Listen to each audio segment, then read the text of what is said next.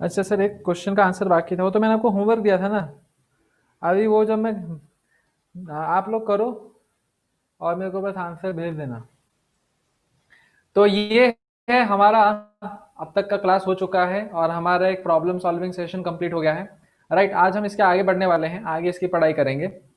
तो सबसे पहले आज का जो हमारा टॉपिक है वो है डाल्टन्स लॉ। क्या है? Dalton law. राइट, फिर एक लॉ आ गया, लॉयर बना के ही छोड़ेंगे ये लोग। तो डाल्टन लॉ में हम क्या करते हैं, हम एक डब्बा लेते हैं। इस डब्बे के अंदर क्या है? मुरमुरे नहीं, तीन गैसेस हैं, ए बी सी, तीन गैसेस हैं।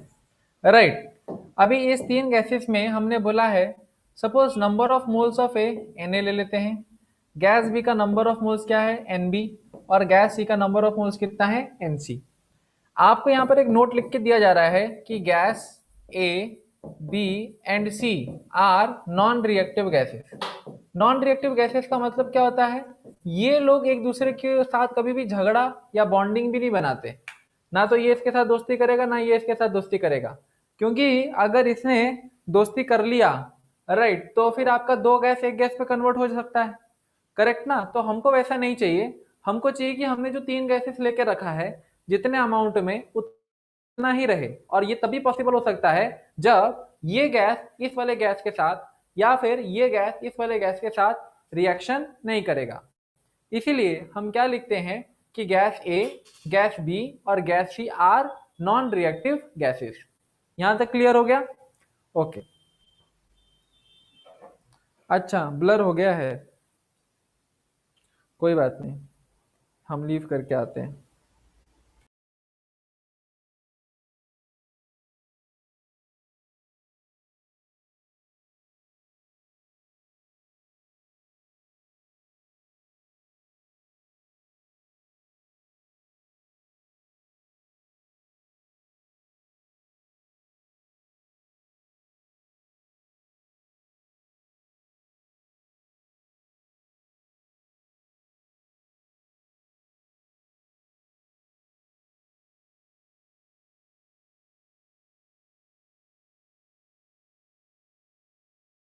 यार वो माइक ऑन ही नहीं था।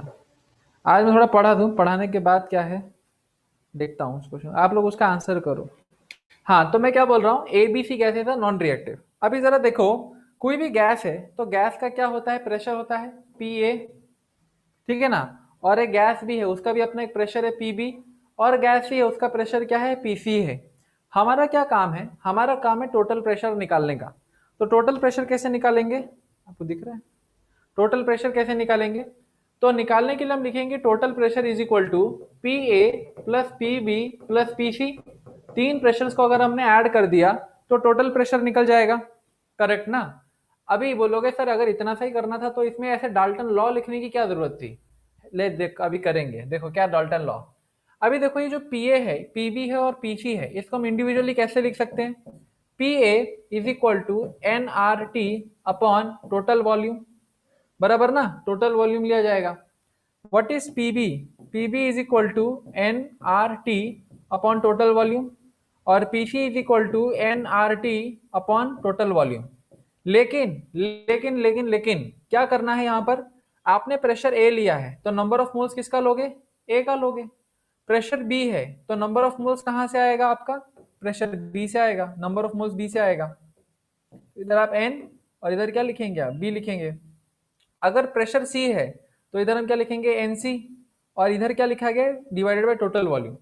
फिर आपके मन में क्वेश्चन आएगा कि सर अगर हम प्रेशर ए निकाल रहे हैं तो नंबर ऑफ मोल्स ऑफ ए तो हमने लिखा, ये तो हमको समझ में आ गया, लेकिन यहां पर वॉल्यूम, टोटल वॉल्यूम क्यों लिया गया है? टोटल वॉल्यूम क्या है? वी है। आपने वी ए क्यों नहीं लिखा? खाली आप ए का वॉल्यूम क्यों आप ले नहीं रहे? देखो, मैं ए का वॉल्यूम ले रहा हूं, कैसे? अगर आपने यहां पर गैस ए को रखा तो गैस थोड़ी ना ऐसे बन के रहेगा, वो गैस तो पूरी जगह फैलने वाला है। राइट, आप एक जगह सेंट मार कर आते हो तो सेंट तो पूरे रूम में फैलता है, और अगर आप एक अगरबत्ती जलाते हैं वो भी तो पूरे रूम में फैलता है। तो कहने वाली बात है कि गैसेस क्या है, एक जगह कॉन्स्ट्रेंट होके नहीं रखी जा सकती। गैसेस हमेशा उस पूरे कंटेनर को कवर कर लेता है। तो अगर मैं वी ए लिखूंगा भी तो भी मुझे यहां जाके फिर नेक्स्ट स्टेप में क्या करना पड़ेगा, VA is equal to total V, तो वैसे ही करना पड़ेगा, राइट। तो ये आपको याद रखना पड़ेगा। तो ये इस तरीके से बन गया। अब यहां से जो आपको 3 इक्वेशंस मिले, इन 3 इक्वेशन को यहाँ पे सब्स्टिट्यूट कर दो। प्रेशर A कितना आया, Na RT upon total volume, plus pressure B कितना आया, NB RT upon total volume, और प्रेशर C कितना आया, NC RT upon total volume. ठीक है, 3 प्रेशर्स आ गए। ओके, अभी जो कॉमन है उसको बाहर निकाल लो। RT अपॉन बी कॉमन है, बाहर निकाल दिया, क्या बच गया, Na plus NB plus NC बाहर बच गया। अभी RT अपॉन V, और यहां पर अगर देखो टोटल मोल्स Na NB और NC, ये तीनों को अगर आप ऐड करते हो ये क्या बनता है, टोटल मोल्स बनता है ना। तो टोटल मोल्स को कैसे लिखेंगे हम, N से लिखेंगे। तो यहां पर आपको टोटल प्रेशर जो मिलता है PT is equal to NRT upon V, where capital small n is equal to sum of all the individual moles of the gases. आ गया समझ में? हाँ, प्राइवेट चैट ऑन है सर, बंद करो सर। ये लेक्चर VSA ऑनलाइन पे हुआ है लाइव, तो कहाँ पे होना चाहिए था, कहाँ पे? ओके, क्लास 11 में होना चाहिए था।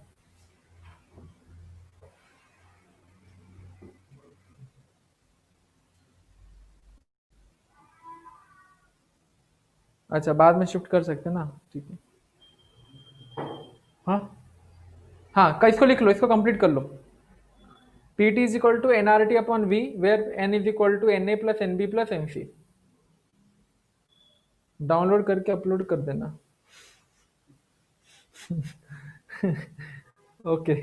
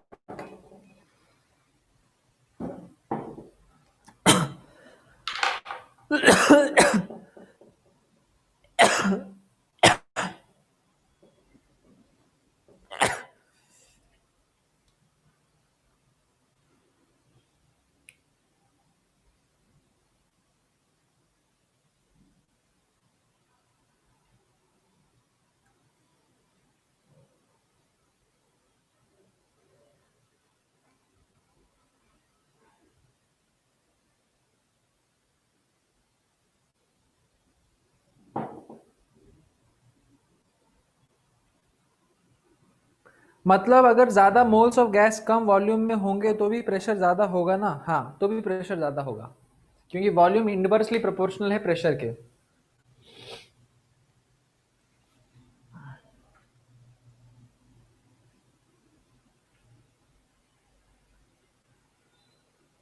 बराबर है, राइट। तो ये जो हमने बनाया यही आपका डाल्टन्स लॉ है, राइट, यही आपका डाल्टन्स लॉ है। तो डाल्टन्स लॉ क्या बोलता है, डाल्टन्स लॉ बोलता है कि in a mixture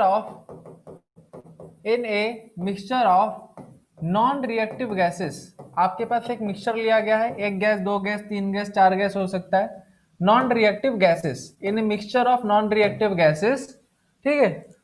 the total pressure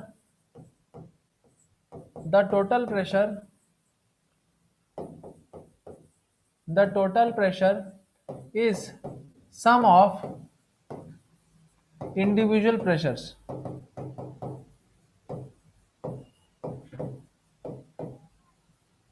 और इंडिविजुअल प्रेशर को क्या बोला जाता है, partial pressure, partial pressure of the gases in the mixture. देखो पार्शियल गैस, पार्शियल प्रेशर किसको बोला जाता है, यहां पर आप देखोगे पार्शियल मतलब इसका एक हिस्सा। तो अगर मैं इस पूरे कंटेनर का प्रेशर पकड़ रहा हूं P, तो PA क्या है, उस पूरे प्रेशर का एक हिस्सा है, PB क्या है, उस पूरे प्रेशर का एक हिस्सा है, PC क्या है, उस पूरे प्रेशर का एक हिस्सा है। तो क्योंकि ये प्रेशर क्या है, एक दूसरे एक हिस्से हैं, इसलिए हम बोलेंगे इन प्रेशर्स को क्या है, पार्शियल प्रेशर्स बोलते हैं। इन प्रेशर्स को क्या बोला जाता है, पार्शियल प्रेशर, ठीक है ना। तो the sum of the partial pressure of the gases inside a container is equal to the total pressure of the gas. हाँ, नॉन रिएक्टिव ही गैसेस क्यों सर? क्योंकि देखो, अगर नॉन रिएक्टिव गैसेस नहीं लेंगे, रिएक्टिव गैसेस लेंगे, तो रिएक्शन हो जाएगा, बी और सी रिएक्शन कर जाएंगे, और बी और सी अगर रिएक्शन कर गया तो सपोज डी और ई गैस बन गया, या फिर बी और रिएक्शन करके डी गैस बना, तो कहने वाली बात है कि आपका कॉम्पोजिशन चेंज हो जाएगा। फिर कॉम्पोजिशन चेंज हो गया, नंबर ऑफ मोल्स चेंज हो जाएंगे, प्रेशर चेंज हो जाएगा, फिर आपका ये फॉर्मूला काम नहीं करेगा। इसलिए सिर्फ नॉन रिएक्टिव गैसेस ही लेते हैं। ओके, यहां तक तो आ गए, राइट सर। अलग अलग गैसेस, अलग अलग वॉल्यूम के चैम्बर होंगे और बाद में मिक्स किए तो रिलेशन क्या होगा प्रेशर और वॉल्यूम में, तो उसको निकालना पड़ेगा। उस टाइप की प्रॉब्लम्स हम करेंगे, राइट। तो पहले आप यहां पर ये देखो, नेक्स्ट हम स्लाइड में जाते हैं।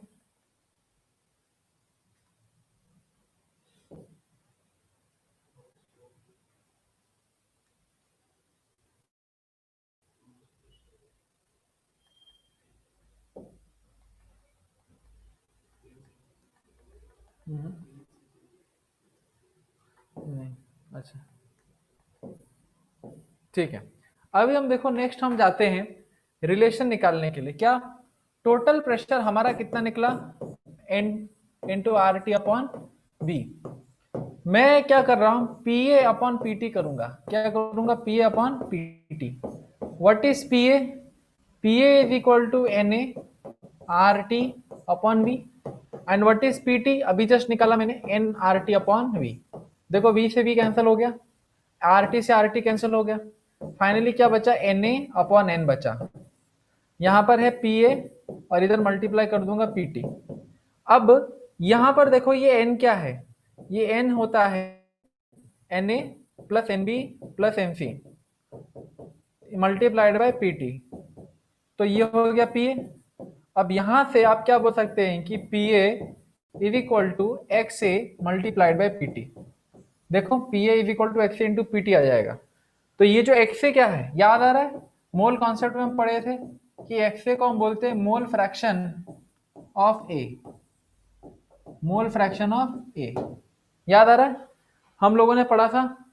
हाँ, कहाँ पढ़ा था, मोल कॉन्सेप्ट में।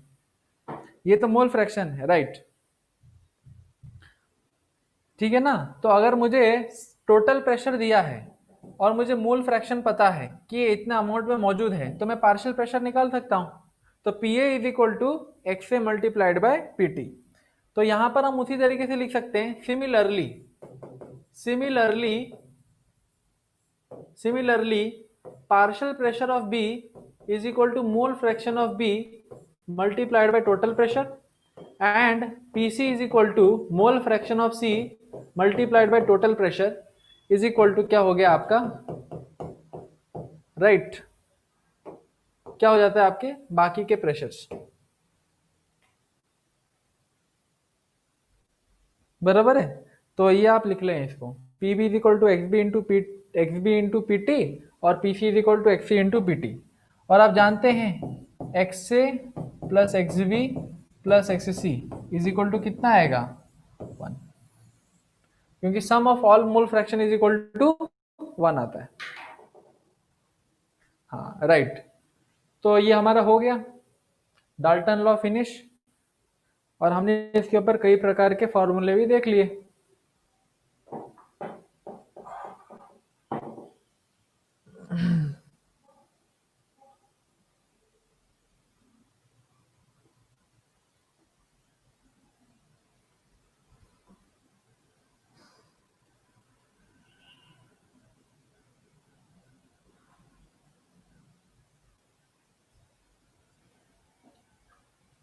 ओके, नेक्स्ट आगे बढ़े, इतना तक तो हमने कर लिया। नेक्स्ट आगे चलते हैं। अभी लिखो rate of effusion and diffusion, rate of effusion and diffusion. तो ये रेट भी आपको सीखना पड़ेगा, rate of effusion and diffusion. अभी rate of effusion and diffusion क्या होता है कि हमारे पास ऐसे एक कंटेनर है, इसके अंदर हमने पार्टीशन बना के रखा है।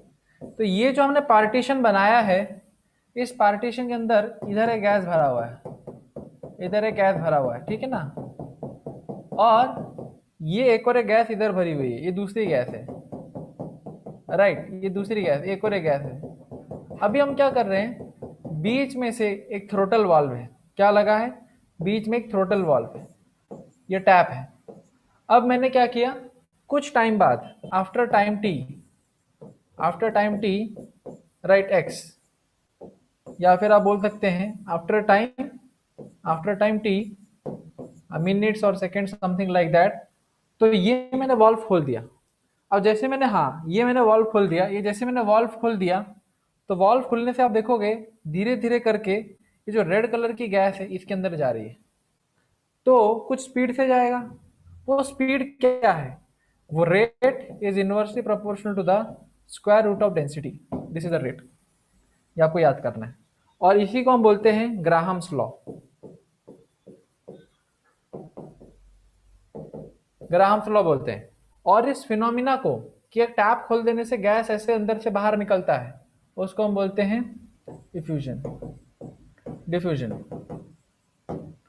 ये इस गैस के लिए, ये gas pressure external is equal to constant होता है, ये एक्सटर्नल प्रेशर कांस्टेंट है,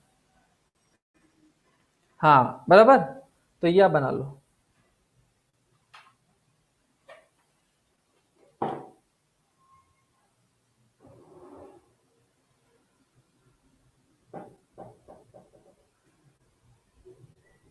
हाँ राइट, तो देखो यहां पर आपको क्या करना है, ग्राहम्स लॉ लिखो, at Graham's law, at constant pressure and temperature, the rate of diffusion, the rate of diffusion is inversely proportional, inversely proportional to the square root of density, to the square root of density. So R is inversely proportional to under root D. So R is inversely proportional to vapor density, and R is inversely proportional to under root of molecular mass. मैंने पढ़ाया था आप लोगों को, हाँ। Are क्या है, are होता है रेट, आर क्या है आपका, रेट है, रेट। रेट मतलब क्या होता है, रेट मतलब होता है कि जैसे आप ये टैप खोलते हो तो कुछ स्पीड से गैस बाहर निकलेगी, बराबर ना, वो जो स्पीड से बाहर निकलता है गैस, वो रेट, उसको हम क्या बोलते हैं, रेट बोलते हैं। तो ये जो ग्राहम्स लॉ ऑफ डिफ्यूजन है, ये हमको क्या बताता है कि मेरा जो गैस है उसका रेट क्या होगा जब मैं उसको डिफ्यूज कर रहा हूँ। हाँ, चैम्बर के साइज पे भी निर्भर करता है, राइट। प्रिया समझ में आ गया ये वाला क्या बता रहा हूँ मैं बता रहा हूँ कि आपके पास एक गैस है, दो गैसेस हैं, और आपने एक टैप को खोला, टैप को खोलने से जो गैस अंदर रहती है वो गैस धीरे धीरे करके बाहर गई, वो एक स्पीड से जाएगा, राइट। वो स्पीड किसके ऊपर डिपेंड करता है, वो गैस का डेंसिटी का अंडर रूट के ऊपर डिपेंड करता है। इसी लॉ को हम ग्राहम्स लॉ बोलते हैं, और इस प्रोसेस को हम क्या बोलते हैं, डिफ्यूजन प्रोसेस बोलते हैं। हाँ, अभी आप लोग बोलोगे सर इफ्यूजन क्या है, यस, डिफ्यूजन और इफ्यूजन में ज्यादा अंतर नहीं रहता। मैं एक और एक कंटेनर लेता हूं, यहां पर एक गैस है, यहां पर एक गैस है, और बीच में मैंने एक थ्रोटल वाल्व लगा के रखा है, और इस तरफ क्या क्या, कोई गैस नहीं भरी, ये चैम्बर एकदम खाली है। अब ये चैम्बर एकदम खाली होने के कारण मैं बोल सकता हूं कि इसको कुछ ऐसा एक्सटर्नल प्रेशर नहीं लग रहा है, आप खोल दो वो धीरे धीरे करके गैस बाहर निकलेगा, राइट, धीरे धीरे करके ये गैस क्या है, इसके ऐसे बाहर निकलेगा, बराबर ना। और हम इधर लिखेंगे कि पी एक्सटर्नल क्या होगा, वैरी करेगा, पी एक्सटर्नल वैरी करेगा। इसमें क्या है, इधर एक गैस आपने भर रखी है, तो इस गैस के लिए सामने वाला गैस का प्रेशर कांस्टेंट होगा, लेकिन इस वाले गैस के लिए सामने वाला गैस का कोई भी प्रेशर नहीं है, तो हम बोलेंगे P external is equal to vary, क्योंकि जैसे जैसे इधर से गैस जाएगा वैसे वैसे प्रेशर बढ़ता चला जाएगा, तो हम बोलेंगे गैस क्या होगी, प्रेशर कांस्टेंट है। हाँ, ये भी ग्राहम्स लॉ है, और दोनों क्या इसी चीज को फॉलो करते हैं। तो ये है वेपर डेंसिटी और मॉलिक्यूलर वेट। मैंने आपको मोल कॉन्सेप्ट में समझाया था ना, what is the relationship between vapour density and molecular weight, क्या है, कोई बता सकते हैं, what is the relationship between vapour density and molecular weight. हाँ बराबर है। So vapour density is equal to molecular weight upon 2, right ना, या 2 into vapour density is equal to molecular weight, बराबर 2 into vapour density is equal to molecular weight, 2 into vapour density is equal to molecular weight. लेकिन आप सोच रहे होंगे कि sir यहाँ पर मॉलिक्यूलर वेट बाय 2 कहाँ गया, राइट ना, यहाँ पर मॉलिक्यूलर वेट बाय 2 कहाँ गया। देखो मैंने यहाँ पर इक्वल टू का साइन नहीं लगाया है, क्या इधर मैंने इक्वल टू का साइन लगाया है, नहीं, मैंने इधर क्या साइन लगाया है, प्रोपोर्शन का साइन लगाया है। तो वेपर डेंसिटी और मॉलिक्यूलर वेट में प्रोपोर्शन कैसा है, डायरेक्ट, राइट, इक्वल टू नहीं पूछ रहा हूं कि वेपर डेंसिटी मॉलिक्यूलर वेट का कितना है, मैं इतना पूछ रहा हूं कि वेपर डेंसिटी बढ़ेगा तो मॉलिक्यूलर वेट बढ़ेगा या नहीं बढ़ेगा, बढ़ेगा। तो इसलिए हमने इसको सिर्फ और सिर्फ प्रोपोर्शन लिखते हुए अंडर रूट एम डाला। हाँ, 2 लिखे ना लिखे कोई फर्क नहीं गिरता है, वेरी गुड। तो अभी क्या हो जाएगा, R is directly proportional to under root M. अभी आप क्या कर सकते हैं, इसको कंपेयर करेंगे, ये आप लोगों ने इतना छाप लिया। अभी सपोज R1 है आपके पास, इस R को हम कैसे लिख सकते हैं, some constant K upon under root M ऐसे लिखा जा सकता है। तो सपोज आपने क्या किया, 2 एक्सपेरिमेंट्स किए, एक एक्सपेरिमेंट में आपने ऑक्सीजन गैस लिया और दूसरा एक एक्सपेरिमेंट किया उसमें भी ऑक्सीजन गैस लिया, लेकिन उसमें जो छेद आपने किया था उसका साइज अलग था। अब जिसका साइज छोटा होगा और जिसका साइज बड़ा होगा, भाई स्पीड आपकी कमी की बढ़ेगी, बराबर, प्रेशर के ऊपर भी डिपेंड करता है। अगर प्रेशर बहुत ज्यादा है तो तुरंत निकलेगा, और अगर गैस का प्रेशर कम है तो फिर धीरे धीरे निकलेगा। तो हम क्या कर रहे हैं, हम 2 एक्सपेरिमेंट कर रहे हैं। एक एक्सपेरिमेंट में हमने कम होल करके ऑक्सीजन गैस भरा है और दूसरे एक्सपेरिमेंट में हमने ऑक्सीजन गैस भरा है लेकिन जो होल हमने किया थोड़ा बड़ा किया है, तो रेट दोनों में फर्क आ जाएगा। अब देखो कैसे लिखेंगे, तो R1 मैं क्या लिख सकता हूं, केस 1 के लिए R1 इज इक्वल टू के अंडर रूट M1 हो गया, और R2 इज इक्वल टू के अंडर रूट M2 हो जाएगा कि नहीं, बराबर। अब क्या कर सकते हैं, हम R1 को R2 से डिवाइड कर सकते हैं, R1 को R2 से divide, so R1 divided by R2 is equal to के under root M2 upon under root M1, और इधर हम लिख सकते हैं कि under root M2 upon M1। So this is called R1 upon R2 is equal to under root M2 upon M1। ये आपका रेट कंपैरिजन हो गया। सर फॉर्मूले का डिनोमिनेटर में अल्फा है या रो, नहीं नहीं नहीं, नहीं ये रो नहीं है, ये आर है, दिस इज आर, जैसे हम लिखते हैं ना R, rate, rate for are,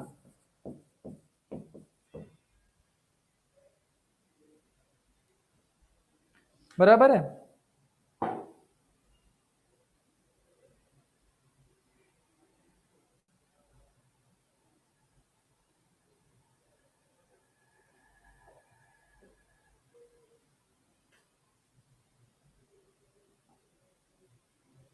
हाँ, प्रोपोर्शनलिटी कांस्टेंट, प्रोपोर्शनलिटी कांस्टेंट कहां पर है, वो कैंसिल हो गया ना, प्रोपोर्शनलिटी कांस्टेंट कैंसिल हो गया।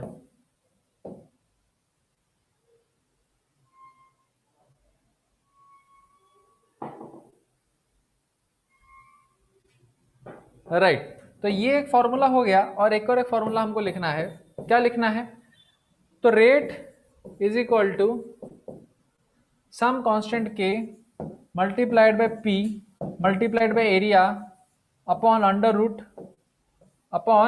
Root temperature multiplied by molecular mass. ये भी एक फॉर्मूला है।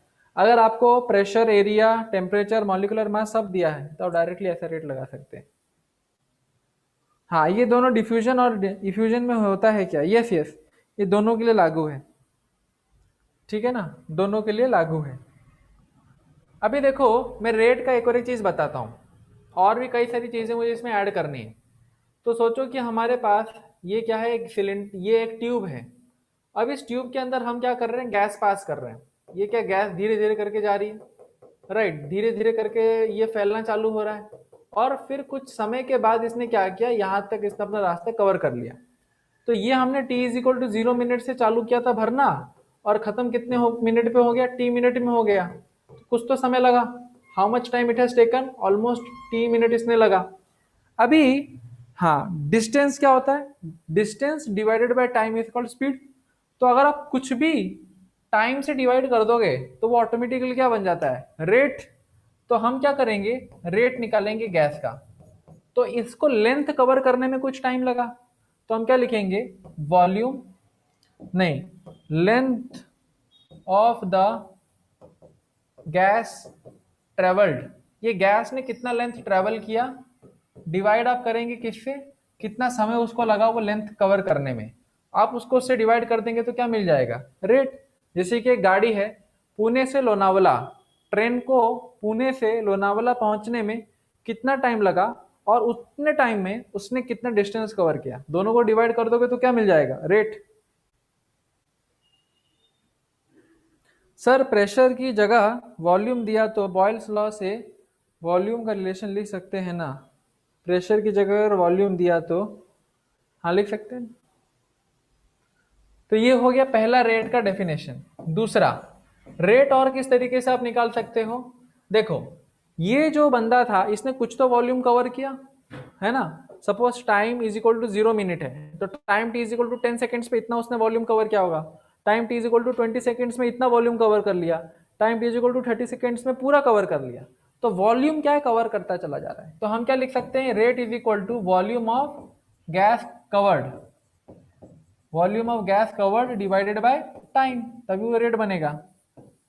आ गया समझ में, दो डेफिनेशंस तो यहां पर हो गई, एक हो गया लेंथ और एक हो गया वॉल्यूम। और तीसरा है, तीसरा रेट का डेफिनेशन क्या है, देखो जैसे जैसे समय बढ़ता चला जाएगा वैसे वैसे number of moles of gases भी तो बढ़ते चले गए, राइट। तो हम लिखेंगे number of moles of gas diffused in time T, कितना समय लगा उसको टी समय में गैस डिफ्यूज करने के लिए नंबर ऑफ मोल्स, तो वो भी आपका रेट कहलाता है। तो हमारे पास तीन अलग अलग डेफिनेशंस फॉर्मूलाज ये सब हो जाते हैं जिससे हम क्या करते हैं, रेट निकालते हैं। Okay done.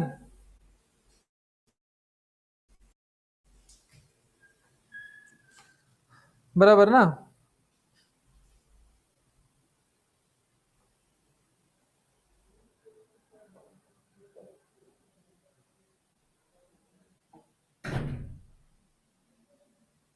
ओके डन, यहां तक सभी को समझ में आ गया। चलो अभी हम क्या करते हैं, कुछ क्वेश्चन आंसर्स करते हैं। थर्ड रेट क्या है, थर्ड रेट है, थर्ड रेट है number of moles of gas diffused by time taken. Sir एक बार रैपिडली रिपीट कर दो सर, क्लैरिटी बढ़ेगी।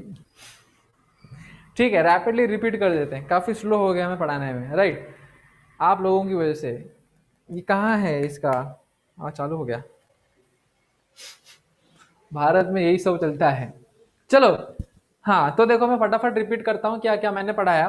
कि सबसे पहले आज की क्लास में हमने देखा डाल्टन्स लॉ क्या होता है, हमने लिया एक कंटेनर, उसमें ली थी हमने तीन गैसेस, एक है ए, एक है बी और एक है सी। ए का हमने number of moles N A, number of moles N B और number of moles N C लिया।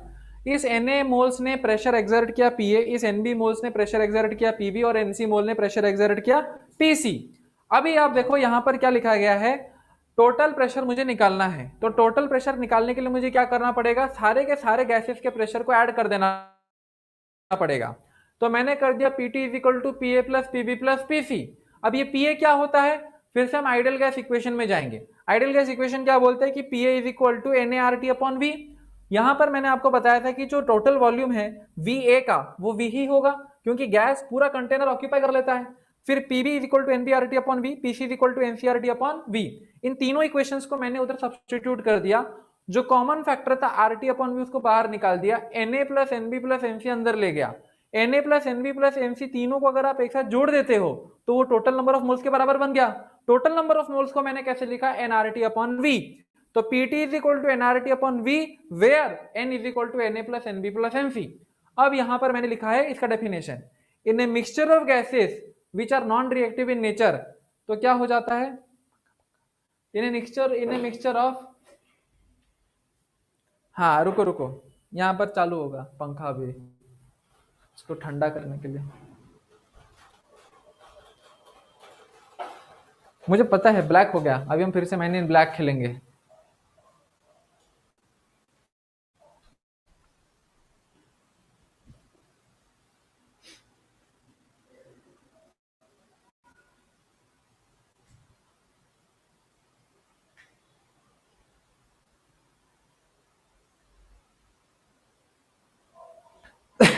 थोड़ी गैस दे दूं? रुको 1 मिनट रुको, ये सिस्टम ठंडा होगा तभी चालू होगा। बैटरी, बैटरी तो बैटरी देना पड़ेगा।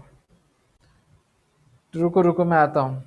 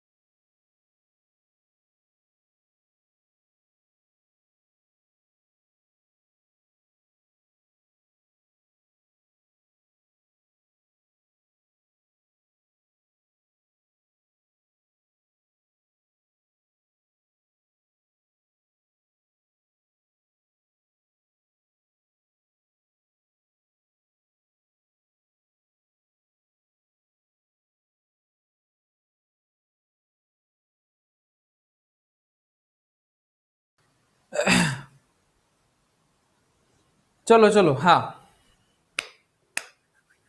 तो मैं कहां पे था?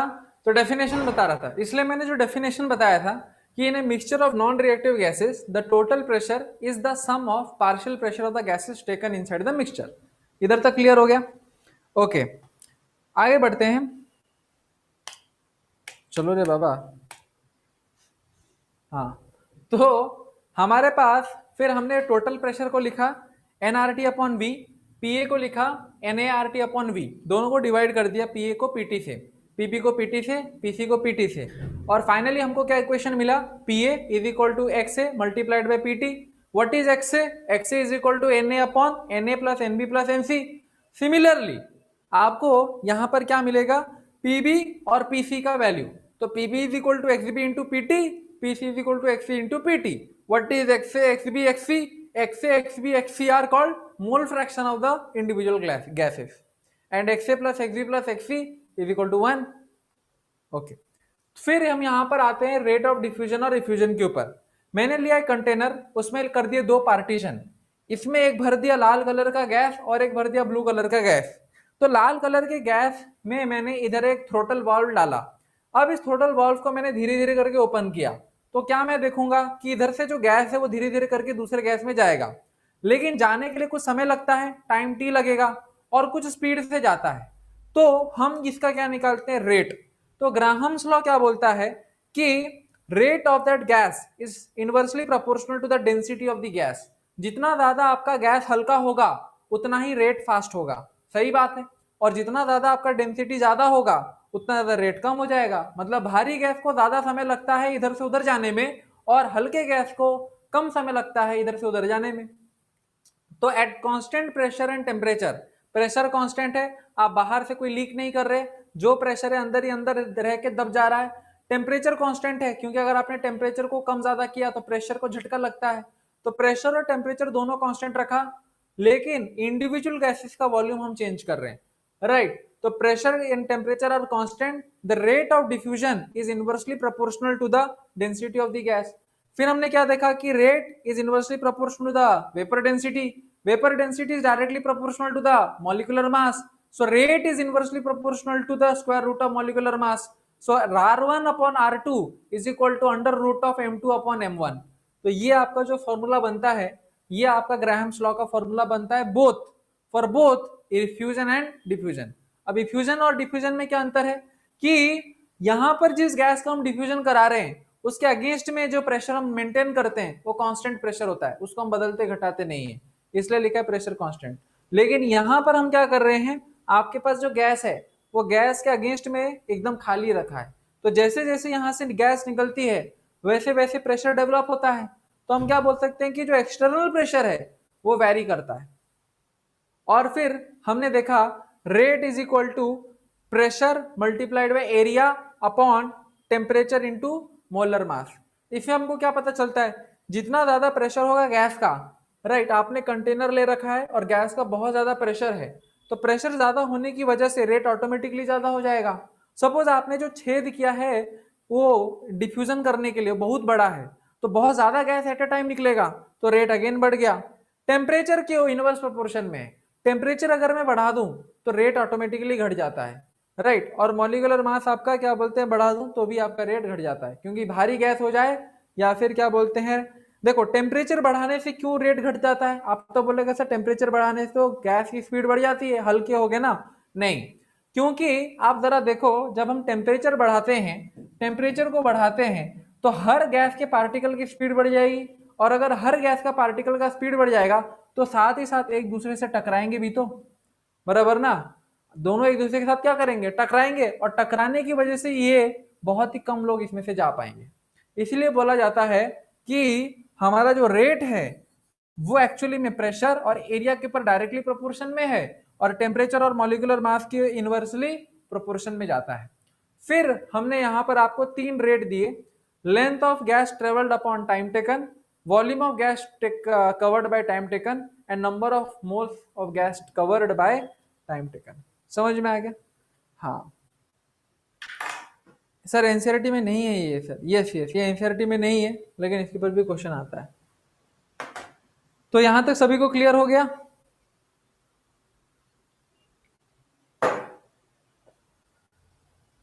Okay, very nice.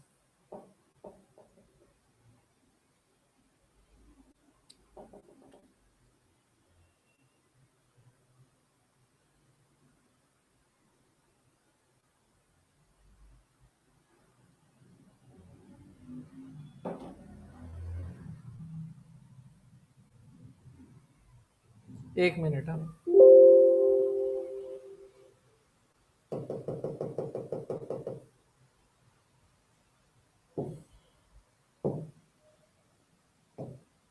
चलो आप लोगों से कॉन्सेप्चुअल क्वेश्चन पूछता हूं.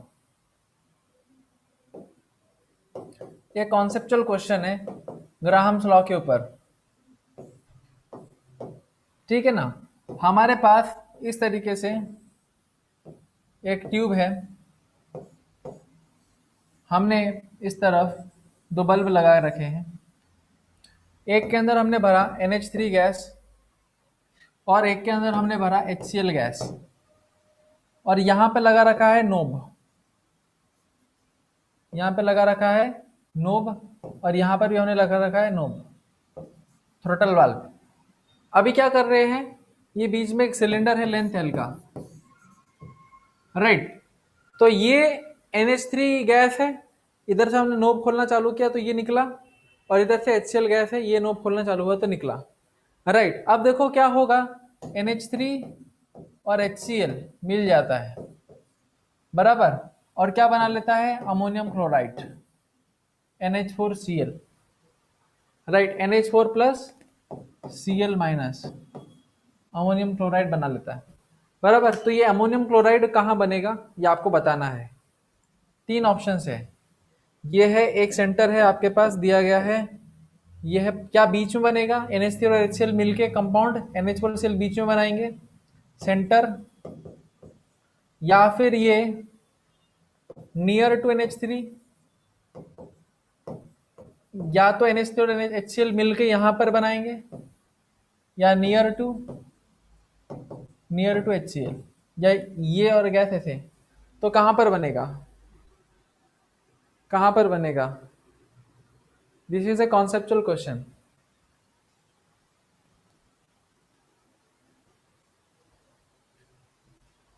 बीच में, नियर HCl, नियर NH3। देखो मैं बताता हूं, कल हमने क्या, अभी हमने क्या देखा था, रेट मॉलिक्यूलर मास के इनवर्स प्रोपोर्शन में है, राइट। इसका मॉलिक्यूलर मास कितना आएगा, 17 U। इसका मॉलिक्यूलर मास कितना आएगा, 36.5 U। भाई जो गैस हैवी है, राइट, जिस जो गैस भारी है वो स्लोली स्लोली चलेगा, और जो गैस हल्की है स्पीड स्पीड चलेगा। तो ये गैस यहां तक ही पहुंचा था कि ये गैस स्पीड से यहां तक पहुंच गया, क्योंकि हल्का है ना, तो किधर बनेगा, नियर HCl। तो अमोनियम क्लोराइड का फॉर्मेशन इस पोर्शन में बनेगा। हाँ, समझ में आ गया ना, इंटरेस्टिंग क्वेश्चन था। ऐसा क्वेश्चन आया था IIT में, IIT का क्वेश्चन था। इसमें और कई कई सारे न्यूमेरिकल्स थे, लेकिन मैं न्यूमेरिकल के ऊपर नहीं गया, सिर्फ बेसिक कॉन्सेप्ट से पूछा।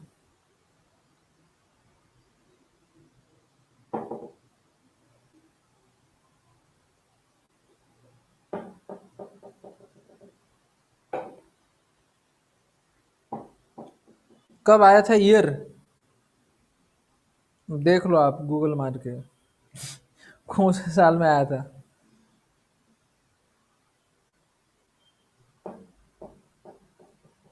दूसरा क्वेश्चन,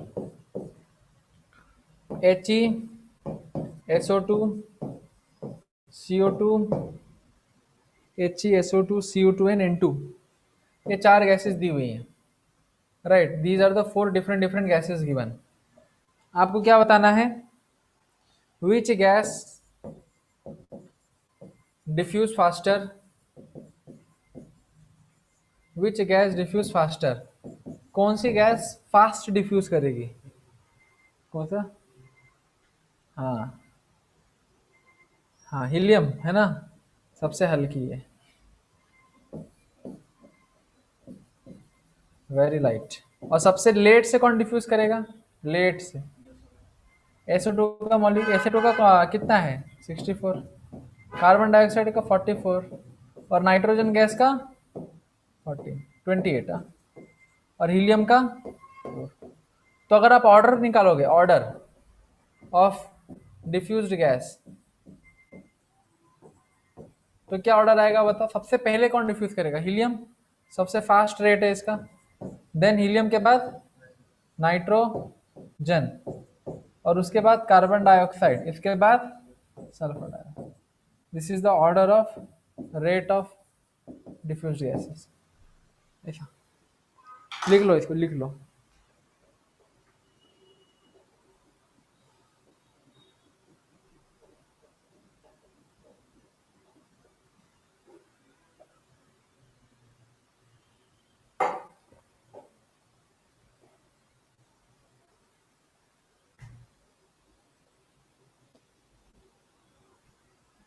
सर ये ग्राहम लॉ और कोलिजन फ्रीक्वेंसी का मिक्स कॉन्सेप्ट क्वेश्चन भी आया था IIT एडवांस में।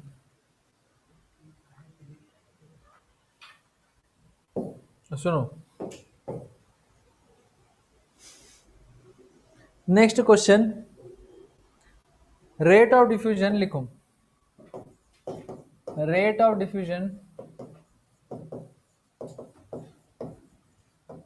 of SO2 gas is 2 times the rate of diffusion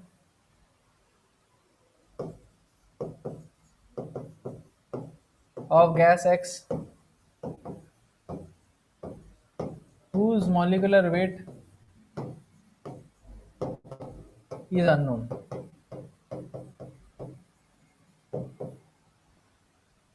Calculate the molecular weight of gas X. देखो ये निकाल सकते हो क्वेश्चन का आंसर। आपके पास एक गैस है, ये SO2 गैस है, इसके अंदर डिफ्यूजन हो रहा है, और ये एक और एक गैस है, ये गैस एक्स है।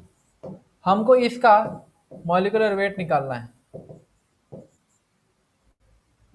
तो इसका मॉलिक्यूलर वेट क्या आएगा आपको बताना पड़ेगा। सर आपके सामने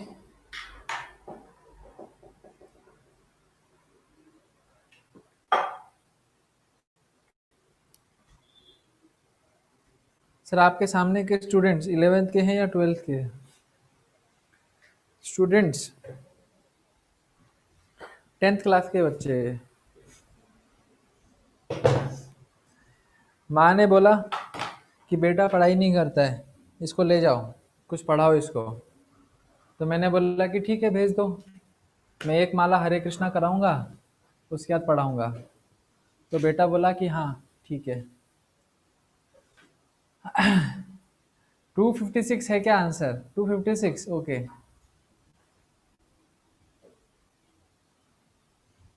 हाँ करेक्ट, करेक्ट आंसर है, correct answer, very good, very good. 256 is the correct answer, right. तो देखो 256 इज द करेक्ट आंसर। क्या आएगा? Rate of diffusion of SO2 gas. देखो इसका रेट को हम लिखते हैं RSO2, इसके रेट को लिखते हैं RX, क्योंकि गैस है RX। तो rate of SO2 is equal to 2 times, twice of rate X। तो क्या करेंगे? RSO2 को RX से डिवाइड कर देते हैं, आंसर कितना आएगा? 2। ना RSO2 अपॉन RX कितना आएगा? Under root of MX upon under root of MSO2, right ना? 2 आ गया। अभी अंडर रूट ऑफ MX हमको पता नहीं, सल्फर डाइऑक्साइड का एसो वेट कितना होता है? 64, स्क्वायर कर दिया, MX is upon 64 is equal to 2 का square, so which implies MX multiplied by 64 into 4। तो 64 इंटू 4 कितना होता है? 256।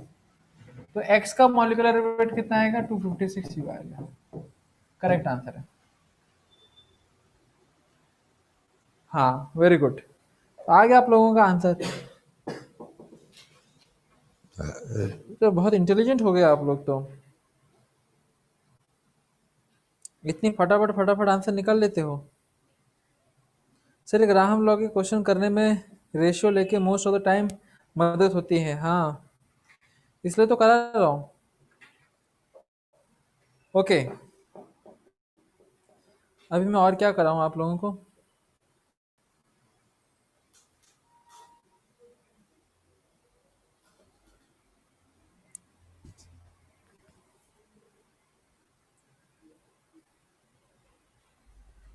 कराने को तो मेरे पास बहुत कुछ है, मैं कुछ और क्वेश्चंस प्रैक्टिस कराता हूँ, राइट।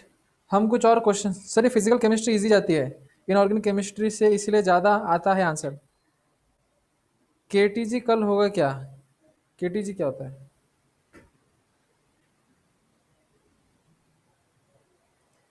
MTG निकालो रे, MTG है। हाँ KTG कल होगा, काइनेटिक थ्योरी ऑफ गैसेस कल होगा, कल होगा, कल कल। चलो अभी हम क्वेश्चंस करते हैं, और मैं थोड़ा अभी रुको, कल संडे है, कल नहीं परसों, रुको।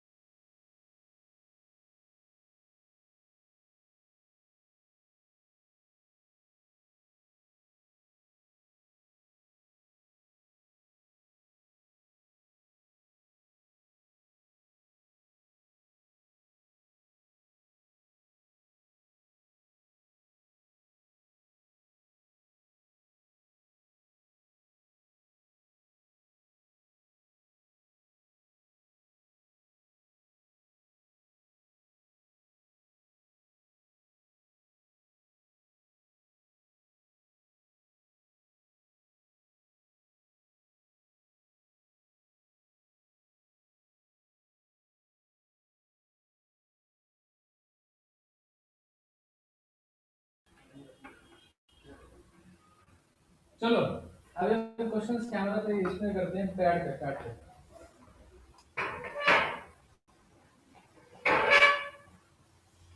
माइक।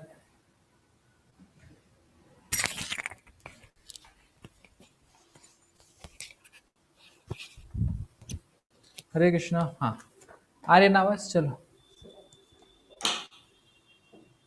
अब हम पैड पे कुछ क्वेश्चंस करते हैं,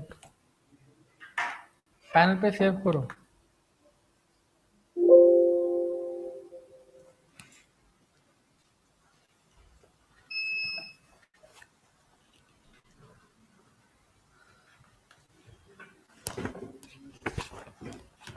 एक मिनट है,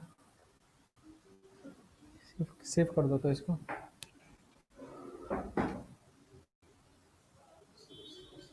उधर कहाँ, नहीं उधर काटो, कट कट। हाँ हो गया, रुक रुक रुक।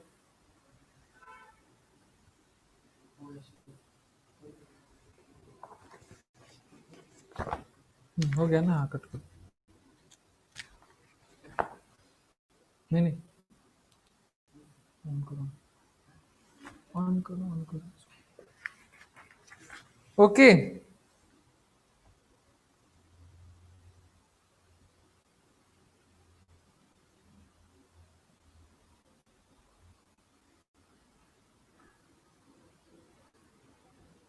हाँ, इसको ऑन करने के लिए पैनल नहीं तो ऑफ हो जाता। Share.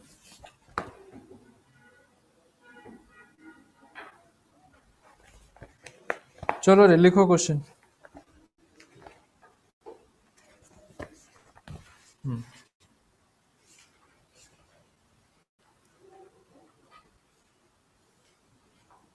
Question 1।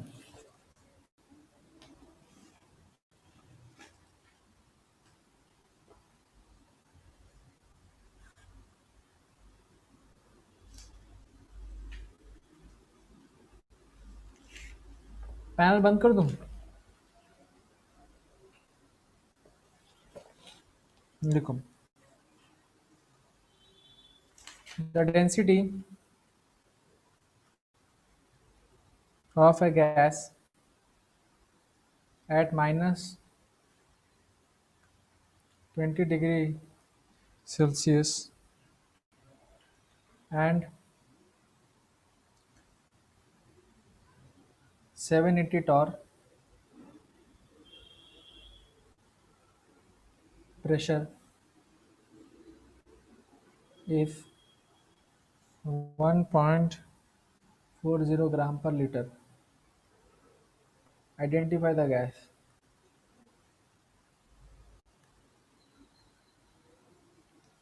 Option A carbon dioxide, option B sulfur dioxide, option C chlorine gas and option D nitrogen gas. तो ये चार ऑप्शंस आपके पास हैं, राइट। क्वेश्चन 1। अच्छा क्वेश्चन 1 मैं अभी चालू कर रहा हूँ। This is our PSS, problem solving session.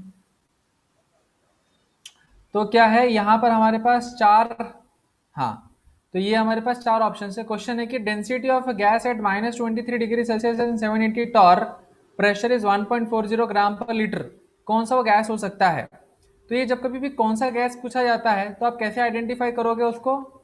Molecular mass से। तो हमने एक रिलेशन पढ़ा था, P into M is equal to DRT, ऐसा एक पढ़ा था ना रिलेशन। तो ये हमारे पास आंसर 1 है। आप लोग इसको लिखते जाइए। तो प्रेशर कितना है गैस का? 780 टॉर। क्या दिया गया है? 780 टॉर। ठीक है, हम इसको बाद में लिखेंगे। टेम्परेचर जो दिया गया है हमको, सबसे पहले हम उसको चेंज कर देंगे किस में? टेम्परेचर को चेंज कर दिया जाएगा डिग्री सेल्सियस से केल्विन में। तो 273 ऐड करेंगे। 273 हमने ऐड किया तो 3 से 3 घटा 0, 7 से 2 गया 5 और इधर रहा 300, तो 250 केल्विन टेम्परेचर आ गया, टेम्परेचर मिल गया। उसके बाद हम देखते हैं ये आर क्या हम लेंगे। आर रुको बाद में लेते हैं, पहले डेंसिटी लिखते हैं। डेंसिटी क्या है? 1.40 ग्राम पर लीटर। तो डेंसिटी क्या लीटर में है? डेंसिटी किस में? लीटर में है। तो आर की वैल्यू हम लेते हैं 0.0821 ATM लीटर। क्यों?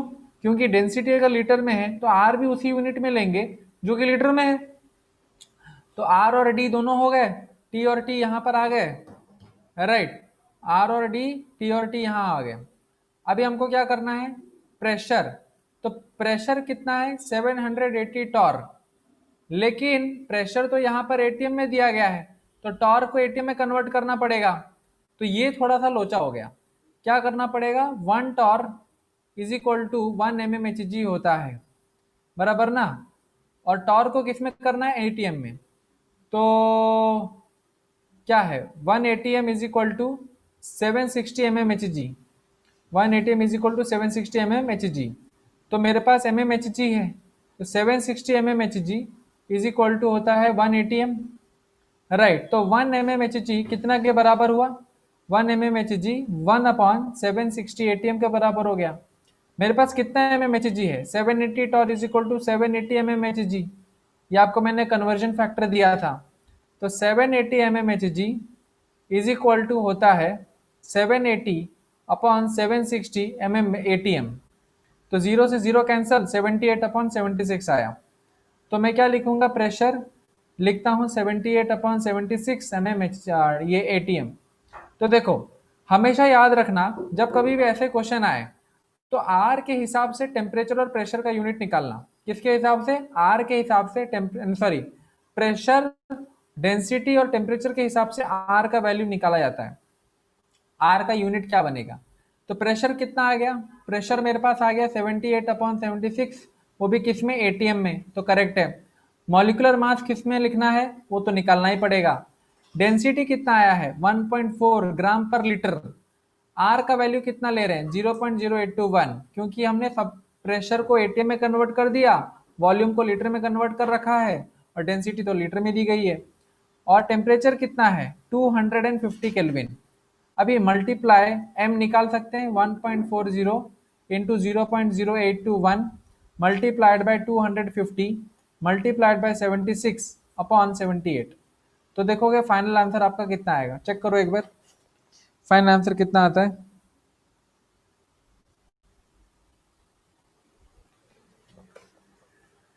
फाइनल आंसर कितना आता है चेक करो।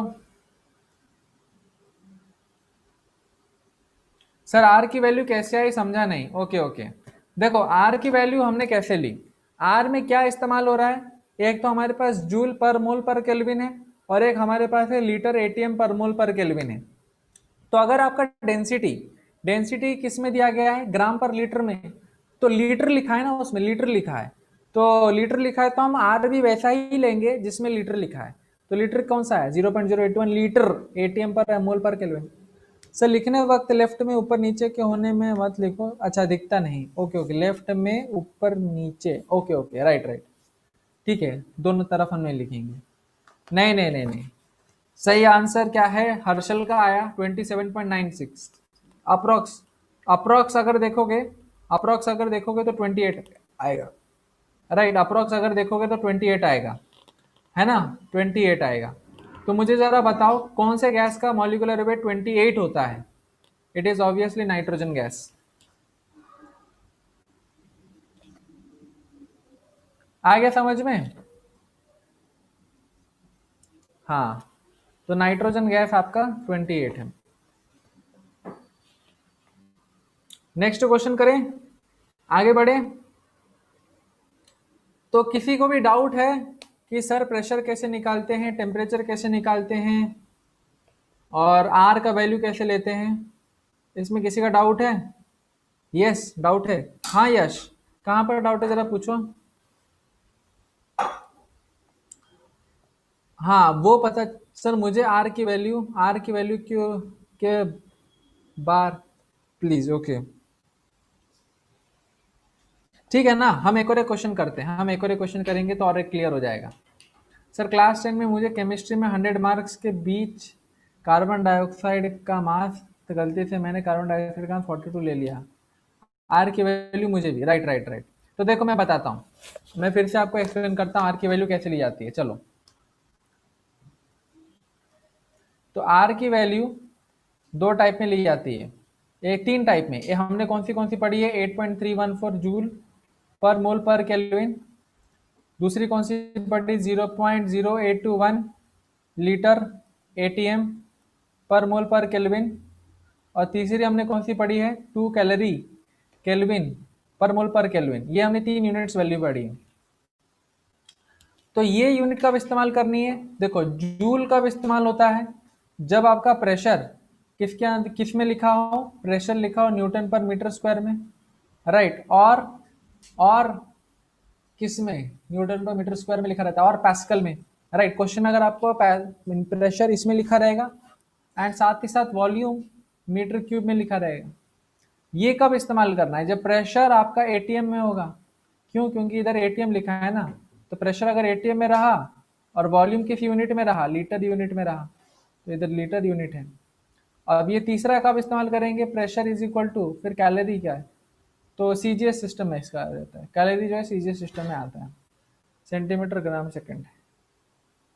तो हमें जो पिछले क्वेश्चन में पूछा गया था ना, उसमें आप देखो ये जो डेंसिटी है, ये डेंसिटी में वॉल्यूम लीटर में है, बराबर। तो मैं आर, तो इसलिए मैं जो आर लूंगा वो लीटर वाला ही लूंगा, लीटर एटीएम वाला ही लूंगा। तो वो कौन सा है, 0.0821 ना।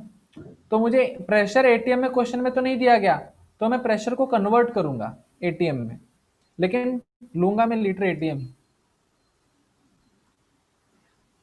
अभी समझ में आ गया कि आर की वैल्यू कैसे चूज करते हैं, प्रेशर और टेम्परेचर देखकर। ओके, एक और क्वेश्चन करते हैं, राइट। क्वेश्चंस करेंगे तो समझ में आ जाता है।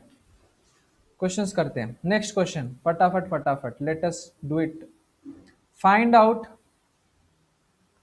The density of carbon monoxide at 100 degree centigrade and 400 mmHg pressure. आपके पास ऑप्शंस हैं 0.75 ग्राम per litre, option B 2.5 gram per litre, option C 0.5 gram per litre and option D 0.2 gram per litre. तो आप लोगों के पास 4 ऑप्शंस हैं और इन चारों ऑप्शंस को क्या करना है, अच्छे से टटोल मटोल के आंसर निकालना है। तो I will write the answer, you just copy it. Find out the density of carbon dioxide 100 degree Celsius. Okay, तो टेम्परेचर कितना है, 100 डिग्री का। केल्विन में कन्वर्ट करने के लिए ऐड करते हैं 273 केल्विन, तो कितना आ गया, 373 केल्विन आ गया। We got the temperature. Pressure कितना है, 400 mmHg। How much it is, 400 mmHg। It is very nice. Now R की वैल्यू क्या लेंगे, देखो डेंसिटी आपका ग्राम लीटर में, डेंसिटी आपका ग्राम लीटर में, तो आर किस में लेंगे, 0.0821 litre ATM per mole per kelvin. You have to take it in this way. तो मुझे प्रेशर किस में चाहिए, एटीएम में, तो इधर तो प्रेशर एटीएम में नहीं है, तो प्रेशर इज इक्वल टू क्या करेंगे, एटीएम में कन्वर्ट करने के लिए डिवाइडेड बाय 760, बराबर ना। तो 400 अपॉन 760 क्या आ जाएगा, एटीएम, डिवाइड कर दो तो 40 अपॉन 76 हो गया, 20 अपॉन 2 3 6, 20 अपॉन 38, 2 10 20, 2 19 38। तो प्रेशर किस में आ गया, एटीएम में आ गया। अभी क्या करेंगे हम, density. So P times m is equal to D R T, ये हमारे पास इक्वेशन होता है। प्रेशर कितना है, 10 अपॉन 19। मॉलिकुलर वेट अपन को पता है, मॉलिकुलर वेट पता है कार्बन डाइऑक्साइड ना, तो मॉलिकुलर वेट कितना आएगा, 44। डेंसिटी कुछ पता नहीं, नहीं डेंसिटी निकालनी है। आर की वैल्यू क्या ली हमने, 0.0821। टेम्परेचर कितना लिया हमने, 373। फिर आप क्या कर सकते हैं, डिवाइड और मल्टीप्लाई। तो 10 into 44 multiplied by 19 multiplied by 0.0821 multiplied by 373, और डेंसिटी की फाइनल वैल्यू आपके पास आ जाएगी रेडीमेड।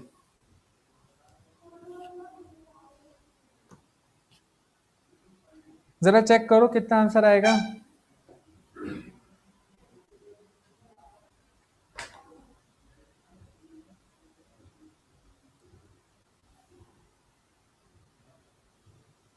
हाँ, A option, very good. 0.75 gram per litre. Right answer is 1। Is it correct?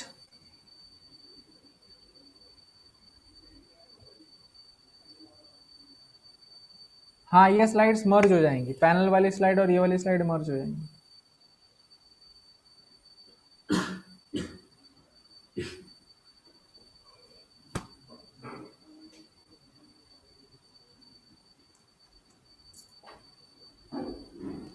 छाप लिया?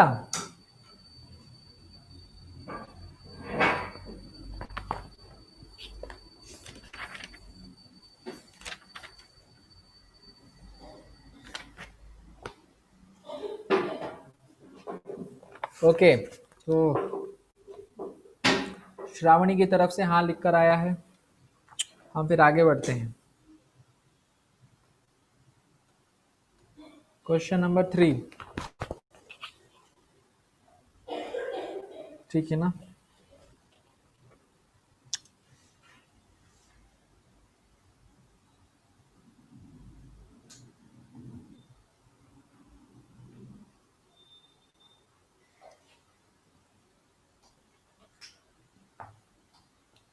The density of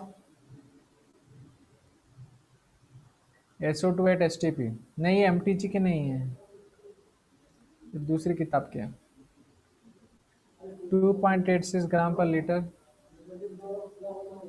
1.76 gram per litre.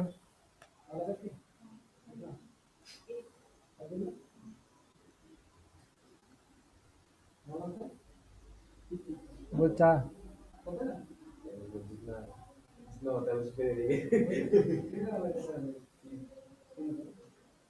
ठीक है, तो ये लिखो, the density of SO2 at STP 2.86। अभी देखो यहाँ पर क्या लिखा है, STP लिखा है, STP लिखा है। What is the meaning of STP?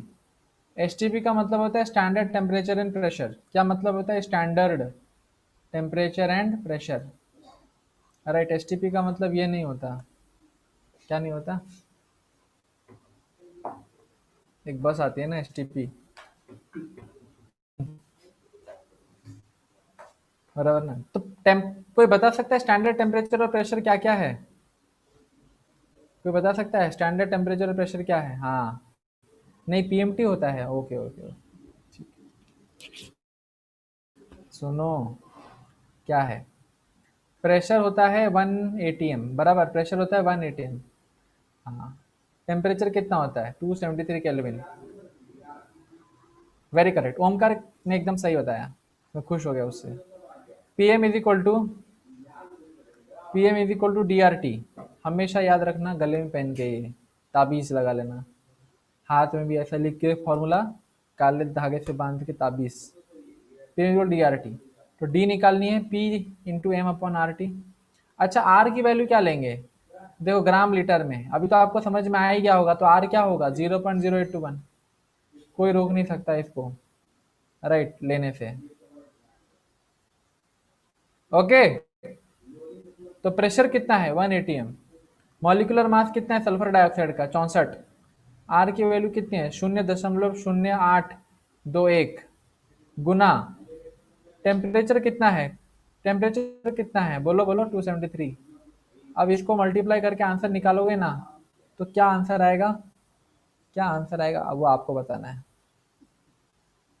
वाह सर, आज क्या है आपका भोजन में? आज पता नहीं, आज बना होगा, क्या बोलते हैं, पानी पूरी, दही और वड़ा, और क्या बोलते हैं, कोकन का जूस, और रंग बिरंगा बिरयानी। आज यही शायद बना होगा।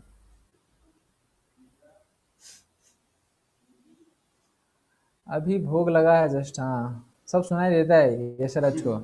नहीं, घंटी बजी, घंटी नहीं बजी। ए है क्या आंसर? ओके, हाँ बिल्कुल सही। प्रिया ने भी सही बोला, गिरीश ने भी सही बोला। चलो, तो अभी मेरे पास बहुत सारे क्वेश्चंस कराने को हैं, लेकिन मैं कराऊंगा नहीं। क्यों? क्योंकि फिर मैं क्लास में क्या कराऊंगा, राइट? तो thank you very much. We will covering all these questions the next day, Monday. So Monday you will have exam. I feel that Monday you have exam, हाँ? हाँ, नहीं है? क्या बात कर रहे हैं? ट्यूसडे को स्टेट्स ऑफ मैटर का एग्जाम होगा ना? हाँ, ट्यूसडे को स्टेट्स ऑफ मैटर का एग्जाम होगा। और जितना मैं मंडे को पढ़ाऊंगा 1 बजे तक, दोपहर के 1 बजे तक, उतना आएगा एग्जाम में ट्यूसडे को।